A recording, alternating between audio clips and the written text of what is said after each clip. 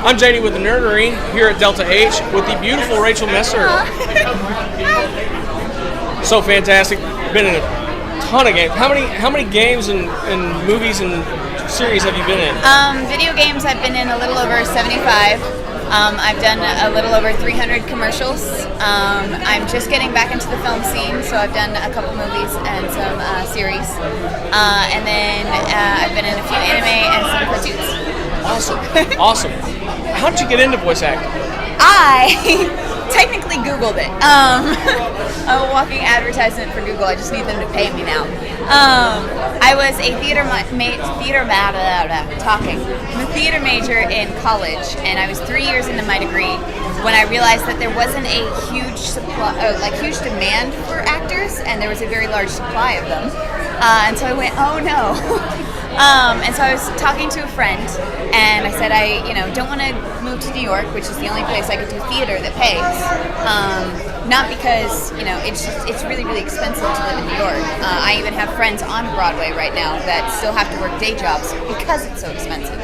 And I didn't want to move to LA just because I didn't want to get super into the film scene. I didn't want to move to, and it's also like a really big city, and I go there a lot now.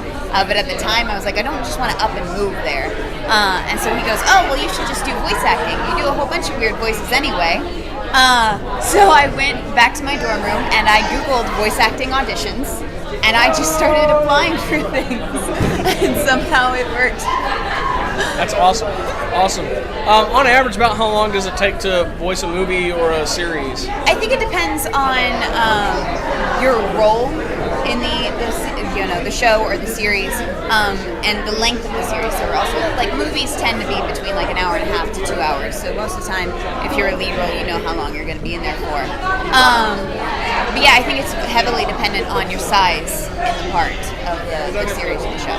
Okay. Now, many live actors actually become very attached to the character they play, and even to a degree, assume that role a little bit. Does that happen with voice acting at all? I don't know if I've necessarily assumed the roles. I've run into some roles where I'm like, this is me. I don't even have to act. This is literally me.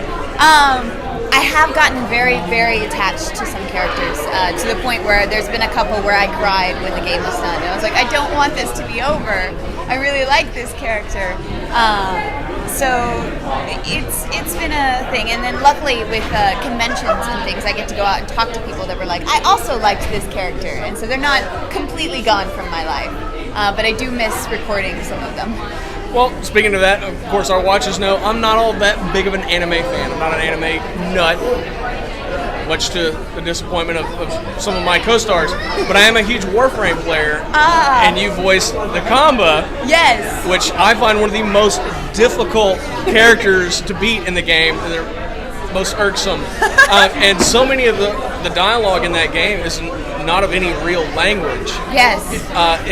Was that scripted, or they just kind of turn you loose? It was scripted, actually. It was really, really well written.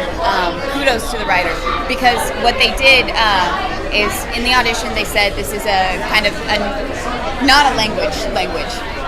So just say things, and they had like they'd have the text in the alien language, and then in the side in brackets they'd have what you're actually saying.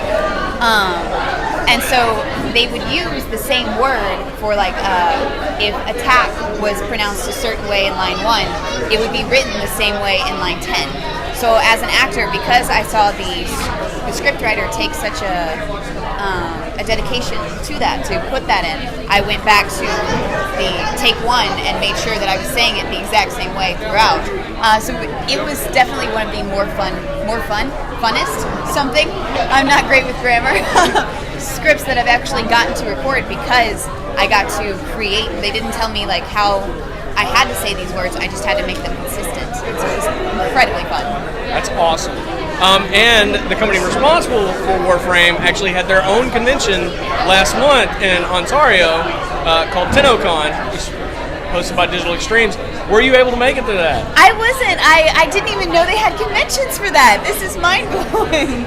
Well, would you plan on going to one next year? Absolutely. If they invite me, I will come. I will happily be there with bells on. That's Mark awesome. This interview. If they invite me, I will show up with bells. I have them in my wardrobe. All right. What do you prefer working on?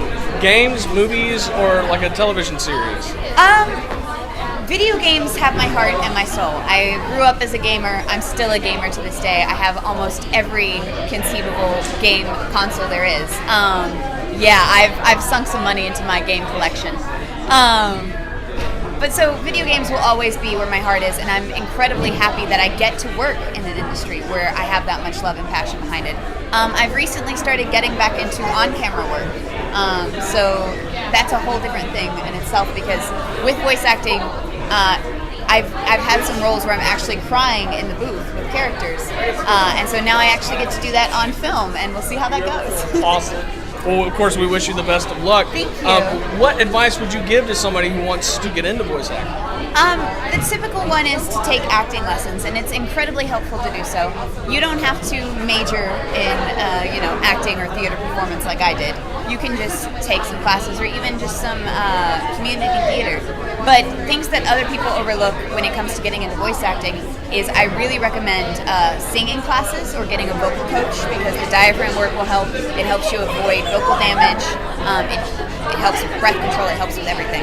And then psychology classes. There's I actually teach voice acting, and I teach acting on the side. And I go into the psychology of speech. So what speech patterns actually mean, and what they're inflecting, and which words you choose to emphasize, what that says about your character and your choices. So I break it down on a psychological level so that you know how to approach a character. That's very awesome. That's very in-depth. That shows a lot of dedication. All right, my last question, we ask everybody the same question. What is your definition of a nerd? So, okay, this is just my definition, right? Yes. This is not Webster or dictionary or any of that. I think a nerd is kind of like just like a really big fan of something. Like, I think you can be a nerd of video games, or a music nerd, or a math nerd, or anything like that. To me, like, a nerd is just someone who knows a whole bunch about a specific subject. And so I don't think it's a bad thing. Like, most of the nerds probably are going to make more money than me. I'm fully aware of this. And they should be valued, for sure. Awesome. Well, thank you so much for taking the time to talk to us. Thank you. Make sure to check her out. We're here at Delta H. Check them out. And you can check her out at RachelMesser.com. It'll be a link right down there at the bottom. Thank you so much for your time. Thank you so much for having me. Bye, guys.